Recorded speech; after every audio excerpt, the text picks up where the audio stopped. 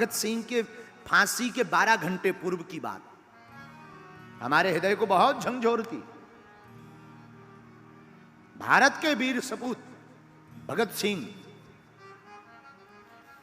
इनको जब फांसी की सजा मिली हो, इसके 12 घंटे पहले के आप चरित्र को पढ़ेंगे, कई किताबों ने, कई लेखकों ने लिखे हैं, उसको आप पढ़ेंगे तो आपके रोंगटे खड़े हो जाएंगे। क्या बहादुरी थी। ऐसे ही नहीं हम आपको आजादी मिली है, ऐसे ही नहीं हम स्वतंत्र हैं, इन वीर सपूतों की बहादुरी के कारण ही आजादी मिली। ये कहो तो हम सुनाएं, फिर कथा में प्रवेश करें। इसे वैसे ये सुनने योग्य है, हम आपको सुनाते हैं, फिर कथा की ओर चलेंगे।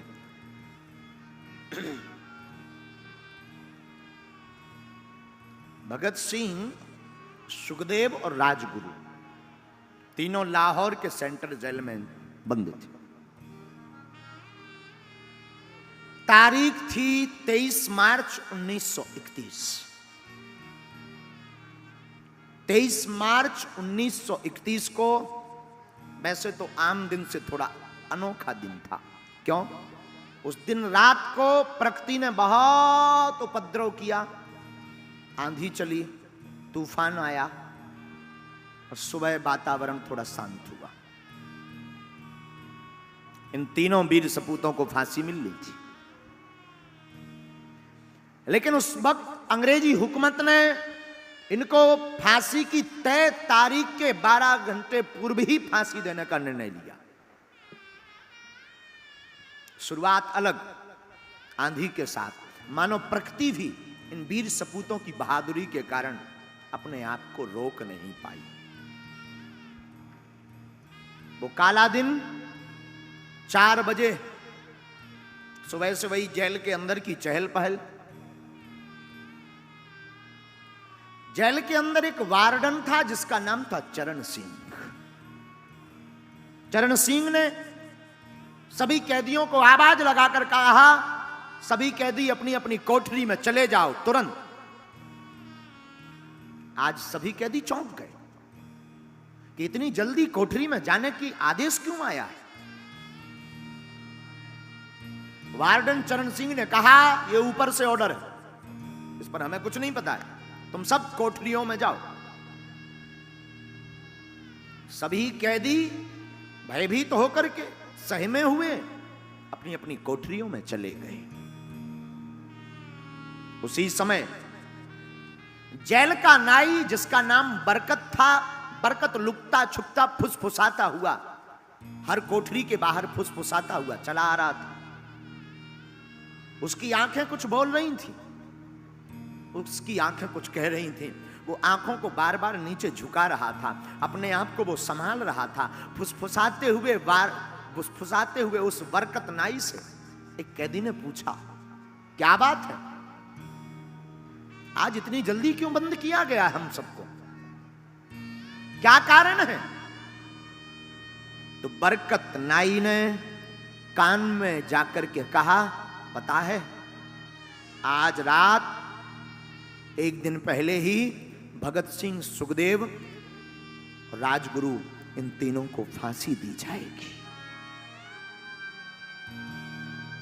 कैदियों की आंखों में आंसू आ गए, सबकी आंखें नम हो गईं।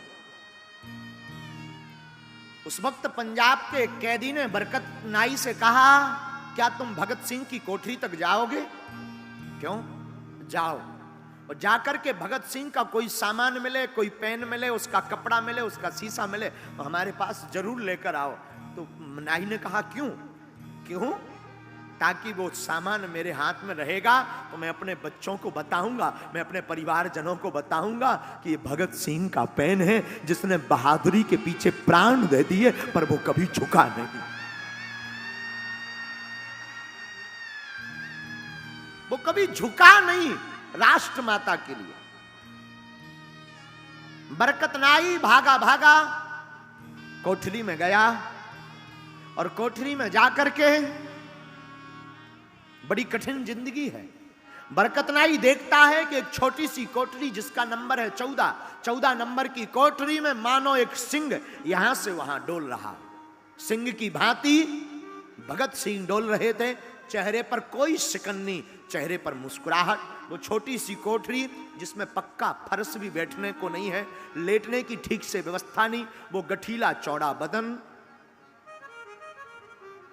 बरकत नाई पेन ले आया, कंघा ले आया और लाकर के कैदियों को दिया। आपस में लेने की होड़ मच गई, सब कैदी लड़ने लगे। बाद में लकी ड्रा निकाला गया, बरकत नाई निकल गया। 14 नंबर की कोठरी, उसमें सिंह की भांति हमारे राष्ट्र का एक बहादुर सिंह की भांति डोल रहा था। फांसी के ठीक 2 घंटे पूर्व, 2 घंटे पहले भगत सिंह के वकील थे जिनका नाम था प्राणनाथ मेहता, वो आए और उन्होंने आकर कहा, शेर तुम्हें पता है क्या, तुम्हारी फांसी की तारीख के 12 घंटे पहले ही तुम्हें फांसी दी जा रही है। भगत सिंह के चेहरे से मुस्कुराहट नहीं गई और वही सिंह से जैसी बुलंद आवाज में कहा, क्रांतिकारियों को तो मरना ही होता है, क्रांतिकारियों की तो शहादत ही उनका जीवन होती है। अच्छा एक बात बताओ, तुम हमारी पुस्तक लेकर आए हो कि नहीं? प्राणनाथ मेहता चौंक गए कि कुछ देर बाद इनकी फांसी है, ये पुस्तक मांग रहे हैं। लाइब्रेरी से जो पुस्तक लेकर के आए थे वो भगत सिंह के हाथों में दी। भगत सिंह ने बिना देर किए पुस्तक को पढ़ना प्रारंभ किया। मुस्कुराकर कहा, और कुछ? भगत सिंह ने, मेहता ने कहा कि अगर आप कोई देश को अपना संदेश देना चाहते हो, अंतिम संदेश, तो दो। भगत सिंह ने बिना अपना मुंह किताब से हटाए हुए 2 संदेश दिए, साम्राज्यवाद मुर्दाबाद, इंकलाब जिंदाबाद। बस इतना कहकर के मानो ने कोई ध्यान ही नहीं, चेहरे पर कोई शिकन नहीं, मरने का कोई भय नहीं। सिंह को मानो ये पिंजरे में जरूर बंद है, पर इस सिंह को किसी का डर नहीं। जाते जाते मेहता को देख करके भगत सिंह ने कहा, सुनो, सुभाष चंद्र बोस को मेरा धन्यवाद कह देना, उन्होंने मेरी बहुत मदद की है केस में। तुम जा तो रहे हो, धन्यवाद कह देना। और यह सिंह अद्भुत है। बहादुरी की बात हम आपको इसलिए बता रहे हैं, भगत सिंह की बात, कि बहादुर हो तो ऐसा हो। ये इतने बहादुर थे कि इनकी मां फांसी के पूर्व जब मिलने आई भगत सिंह की, तो मां का हाथ पकड़ करके कहा, मां तू एक वचन दे मुझे। मां ने कहा मां को, बेटा क्या दूं? मां जब मेरी फांसी लगे तो तू मत आना। मां ने कहा क्यों ना आऊं? मां तू मत आना जब मेरी फांसी लगे। तो भगत सिंह की मां कहती, आखिर मैं आऊं क्यों ना? भगत सिंह कहता है, मां तू आएगी, मुझे फांसी पर लटकता हुआ देखेगी तो तू रो पड़ेगी, और रो पड़ेगी तो लोग क्या कहेंगे? एक क्रांतिकारी की मां रो रही है, एक क्रांतिकारी की मां कमजोर है, इसलिए तू आना मत, ताकि मैं बता सकूं कि मैं इंकलाब जिंदाबाद का नारा दे सकूं। मां तू मत आना। मां मैं वचन देता हूं, फांसी पर भी मैं चढ़ते चढ़ते इंकलाब जिंदाबाद का नारा ही लगाऊंगा। मैं ये वचन देता हूं, मैं शेर का बालक हूं। मां की आंखें डबडबा गई। भला ऐसा कौन मां होगी जो अपने बेटे की फांसी सुनकर के उसका हृदय ना पिघले? पर धन्य है भगत सिंह की मां। उसने कहा, जा बेटे चिंता मत कर, मेरा साथ तेरे साथ है, मैं नहीं आऊंगी अगर इसमें तेरी प्रसन्नता है तो।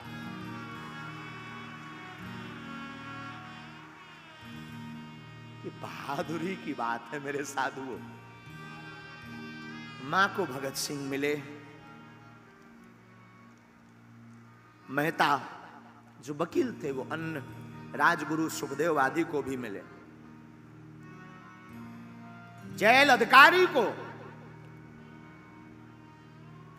समय का पता लगा कि 7 बजे फांसी देनी है, तो जेल अधिकारी ने खबर भेजी, भगत सिंह आपको मृत्यु के 12 घंटे पूर्व ही, आपकी फांसी के 12 घंटे पूर्व ही आपको फांसी दी जा रही। कुछ नहीं कहा, किताब पढ़ते रहे। भगत सिंह के जेल में एक सफाई कर्मचारी था जिसका नाम था बेबे। बेबे से कहा भगत सिंह ने, बेबे मैं चाहता हूं कि मैं फांसी के पूर्व अपने घर की अपनी मां के हाथ का बना हुआ भोजन करूं, क्या तुम मेरी ये इच्छा पूर्ण करोगे? बेबे ने कहा हां। बेबे गया तो घर से भोजन बनाकर तो लाया, लेकिन कर्मचारियों ने प्रवेश नहीं करने दिया। कर्मचारियों ने रोक दिया। तीनों को बाहर निकाला। शाम के 5 बज रहे थे। तीनों को बाहर निकाला, आखिरी स्नान करवाया। जैसे ही तीनों बाहर निकले, एक दूसरे के हाथ पकड़े भगत सिंह, सुखदेव और राजगुरु ने, और धीमी धीमी गति के साथ नहीं, बड़ी बुलंद आवाज में तीनों कहने लगे, कभी वो दिन भी आएगा, आजाद हम होंगे, ये अपनी जमी होगी, अपना आसमां होगा।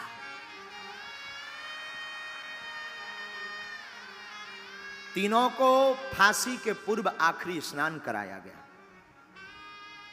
काले कपड़े पहनाए गए। सब कैदी जेल खाने में बैठे हैं और आज सब कैदी चुप हैं। सब कैदी बार बार रास्ते की तरफ देख रहे हैं, बार बार चाप की आवाज सुन रहे हैं, बार बार पद कमलों की आवाज देख रहे हैं कि शायद कोई निकले जाते हुए तो हम भगत सिंह को देख लें। तो आज सब कैदी अपनी अपनी कोठरी में तो हैं, पर कोठरी के बाहर खड़े हुए हैं कि यहां से निकलेंगे तो जाते हुए देख लेंगे।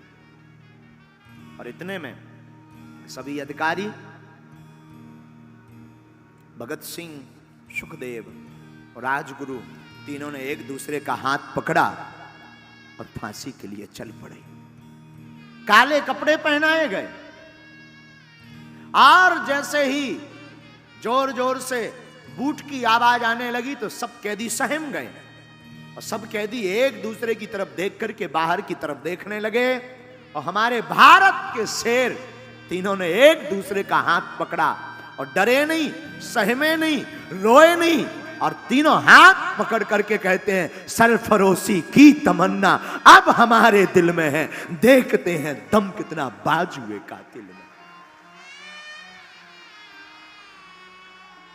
कैदियों की आंखों में आंसू आ गए।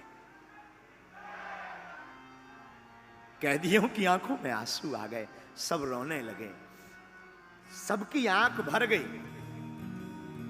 इंकलाब जिंदाबाद के नारे लगाते तीनों शेर चल पड़े। मां को वचन दिया था तो मां नहीं आई। हमने सुना है कि घर के नजदीक एक, जेल के नजदीक एक मकान था। कहते हैं कि जब भगत सिंह को फांसी लगी तो वो इतना जोर से इंकलाब जिंदाबाद चिल्लाए कि उस घर में वह आवाज गूंज गई थी और दरवाजे खोल करके वो बाहर तक निकले थे। कितना जोर से चिल्लाया कौन?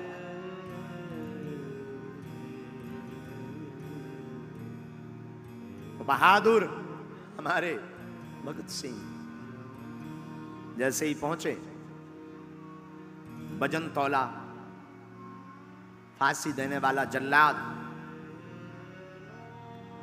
लाहौर के नजदीक ही सहदरा से आया था।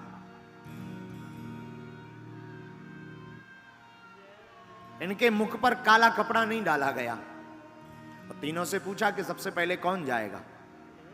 राजगुरु ने आगे बढ़कर के हंसते हंसते फांसी के फंदे को चूम कर गले लगा लिया बारी बारी से तीनों ने फांसी के फंदे को गले लगा लिया, लेकिन वाहरे बहादुरों न रोए न घबराए, इंकलाब जिंदाबाद कहते हुए भारत माता के लिए अपने प्राणों की आहुति दे दी।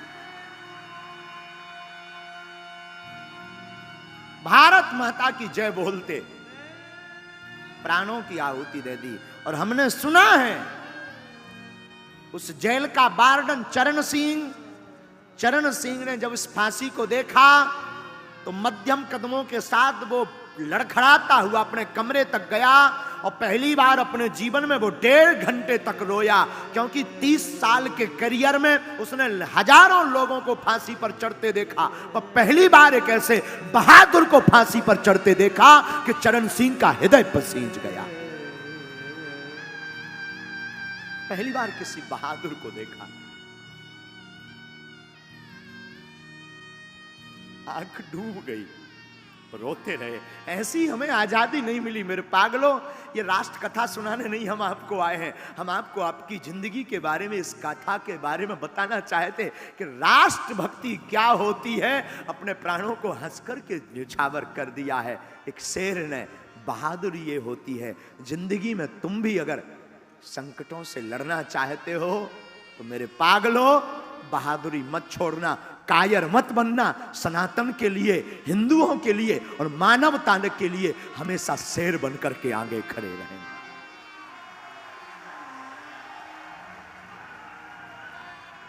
वरना वो दिन दूर नहीं, वरना तुम फिर से गुलाम हो जाओगे। हम दिल्ली में कथा करने तो आए हैं, हम हमेशा बोलते हैं पागलों कथा तो सिर्फ इसलिए कर रहे हैं कि ठाकुर की भक्ति और उनकी याद बनी रहे और तुम भक्त बन जाओ, लेकिन इसलिए भी कर रहे हैं कि हम सब हिंदू एक हों। बहुत जरूरत है। इस भारत को स्वतंत्र करवाने के लिए ऐसे ऐसे वीर सपूतों ने अपने प्राणों को त्यागा है। अब इस अपने इस देश को फिर से गुलाम मत होने देना।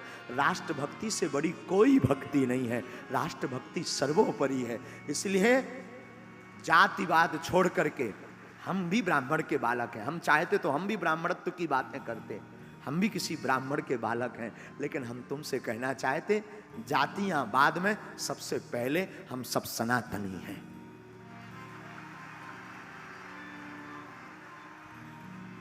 और इसकी शुरुआत आपको करनी पड़ेगी। धन्य है बहादुर भगत सिंह, धन्य है इनकी बहादुरी, धन्य है इनकी राष्ट्रभक्ति। ये झुके नहीं। जब ये अंग्रेजी हुकूमत के सामने नहीं झुके तो मेरे पागलों मैं तुमको निवेदन करूंगा, तुम भी धर्म विरोधियों के सामने झुकना नहीं।